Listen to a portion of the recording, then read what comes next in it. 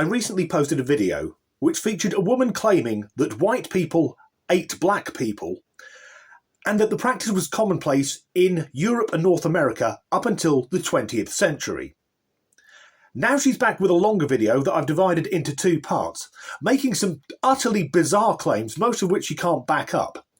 And the point of this video is that racism is utterly vile, but I'm getting very tired of the lazy white people bad rhetoric. True. The reason we don't have a lot of Egyptian mummies is because white people ate them. And it wasn't just one or two, they ate them by the hundreds and almost to extinction. It was during the Victorian era, and if you know anything about the Victorian era, it was a long time after Egypt was already well established. And if you know anything about Egypt, it is a very complex civilization. That's where we had the hieroglyphs. That's where we had large towering statues and figurines that one's mind simply just could not comprehend on how it was created. It was very advanced, way more advanced than the Victorian people during the Victorian era in England. The thing about this was the reason they ate these mummies, and the reason that I guess it still kind of remains today, the reason that they eat these black people is because they want to embody that progression. They wanted to advance, progress their civilization. And during the Victorian era, they figured what better way to progress than to eat the dead people. Just the caption. White people ate so many Egyptian mummies they almost went extinct. I would say if someone has died, they've had their internal organs removed and their brains ripped out through the nostrils, and they've spent several thousand years in a pyramid, they are pretty much extinct. But so much of what she says is nonsensical. She talks about the Victorians. The Victorians, with their running water and steam engines. Is she not aware that from the late Victorian era up until the mid-1950s, Egypt was under British rule? And the statues, no one could comprehend how they were made. It's quite simple, stonemasons and slavery. And yes, the Egyptians, the ancient Egyptians, were very advanced for their time, but they weren't more advanced than the Victorians. For me, ancient Egypt is where that country peaked. They built the pyramids, and now in modern Egypt, it's shitting in the street and machine gunning tourists. So she carries on. The reason they ate the mummies, those black people. No love, I'll stop you there. Yes, Egypt is part of Africa, but that country is very different to sub-Saharan Africa. And yes, there were sub-Saharan Africans in ancient Egypt, but they were there as slaves. The Egyptians were really good at slavery, to the point that a few years ago, Netflix made a documentary series in which they claimed that Cleopatra was black, whereas Cleopatra was actually Macedonian Greek. And the Egyptians were so offended by it that they sued Netflix. How bad do you have to get something wrong that you get sued by a fucking country? Again, the Victorians were not eating mummies. Now, in medieval Europe, medical cannibalism was quite common, and mummies were involved in that because of a mistranslation. There's a substance that's found in, well, now Iran, back then Persia, called mumia, and a mistranslation got that written down to be mummy. So, yes, mummies were eaten in medieval Europe. But of course, cannibalism still goes on to this very day in sub-Saharan Africa. However, Victorians did have mummy opening parties where a mummy would be brought to either a large stately home or a museum, and it would be open. So yes, there was grave desecration, but it wasn't an all-you-can-eat buffet. As for consuming someone to take over their power, to me that doesn't sound very European. That's much more South America or African. To progress than to eat the dead people who have been mummified in a progressive... I'm sorry, I'm trying to make sense of this, but that's literally their logic. Not to mention, it wasn't just, oh, they're going to eat them. They turned these mummies into medicine, known as mummier. Now, the use of these mummified, this mummier, began in the 12th century and ended in the 18th century. It's also believed that this is actually where England and like Europe inherited and I say inherited loosely, inherited the idea that there was an afterlife, because the afterlife is very much real, especially when it came to ancient Egypt. They honored their ancestors. They did veneration. People like the priestesses and things that walk this ground, they were like embodiments of what is beyond what we see, right? And in the Victorian era, they kind of struggled with that. They didn't really know. So long story short, they ate us because they wanted what we had. Now, it's true that the Victorians were obsessed with ancient Egypt, but here our friend has got things wrong. Again, mummy and mummia are not the same thing. It was a mistranslation. Also, her timeline is way off.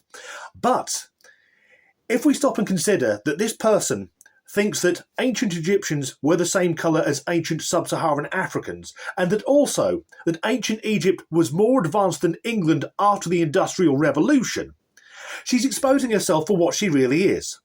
She's a lazy racist. But for me, the most ridiculous claim is that until in Victorian England apparently people started cooking pharaohs for their Sunday roast, there was no concept of the afterlife. I'm fairly certain organised religion had already been asserted throughout Europe. In fact, in the UK and many countries across mainland Europe, you can find churches well over 1,000 years old. Before that, the Vikings had invaded England. They brought their belief system with them about Valhalla and dining in the halls of the gods. The Picts, the Celts, they all had beliefs about the afterlife. In fact, Stonehenge, that was made around 3000 BC, and there's plenty of evidence to support the idea that that was a religious site. I also get the impression that our friend knows a lot less about ancient Egypt than she's letting on. They ate us because they wanted what we had. Not you, love, you're not Egyptian. So let's move on to another delusional race grifter getting things spectacularly wrong. A European Spanish person who is also Jewish. My name is Israel, and some person explained to me that Hispanic means Latin American, and I can't be Hispanic because I'm white. And I just want to tell you that Hispanic people can be white, and that Spain is indeed a Hispanic country because they speak Spanish. Thank you very much. And also, the definition of Caucasian was invented by a Nazi white supremacist to categorize people into beautiful and not beautiful. That's why some Iranians are considered white. That's why some Jewish people are considered white. The definition of race is very, very based in white supremacy, especially here in the United States. So, I don't identify as any sort of definition that relates or calls me more beautiful than anyone else, but I am a European Spanish person who is also Jewish. There's a shock. In Spain, they speak Spanish. Who would have thought it? They also speak English if they want a tip from me when I'm on holiday. I'm not entirely sure what that thing is, but the Jewish skull cap, I think it's called a yarmulke, it looks like that one's homemade, but in the trans pride colours. So whatever. Okay, so the term Caucasian was not invented by a Nazi white supremacist. Once again, Godwin's law. It's been in common usage since the 1700s, and Caucasian means of the Caucasus, an area between Russia, parts of Asia, and parts of the Middle East. Also, Caucasian doesn't define beauty. How can people speak with such conviction and get it so fucking wrong? There may be some truth that race can be defined by historic white supremacy, but it isn't just white people that are racist. For example, Gandhi, that peace-loving man from India, when he lived in South Africa, one of the first things he did, with the cooperation of the apartheid regime, was arrange for it so that Indians didn't have to queue in the same queues as indigenous black people. And whatever our friend identifies as, and I'll use they, them pronouns because I have no idea what it actually is, its accent would suggest that they are not Spanish European. Their ancestors may well have been, but they aren't. In the same way that I don't claim to be a Viking, even though my ancestors spent several centuries murdering their way around Scandinavia. No, they aren't Spanish European, they're an attention-seeking, poorly educated fucktard. Anyway, that's the end of this video. If you enjoyed it, please do like and subscribe if you haven't already. I'm absolutely famished. I hope the museum's still open. Again, the Victorians were not. Again, the Victorians were not eating Egyptian mummies, but in medieval Europe, medical cannibalism. Cannibalism. What the fuck is that? The claim. Fuck it, start again. So the claim that in Victorian England, there was no concept of the afterlife until they started eating ancient Egyptians. Religion had been fairly well established by that point, and I don't think our new friend knows much about history. I mean, fuck me, the Crusades had been centuries ago, with the Christians and the Muslims twatting each other. Luckily, that's all finished now. Okay, so the term Caucasian was not coined by a right-wing, racist, white supremacist Nazi. Once again, it's Godwin's law. It's been in common usage since... Fuck it.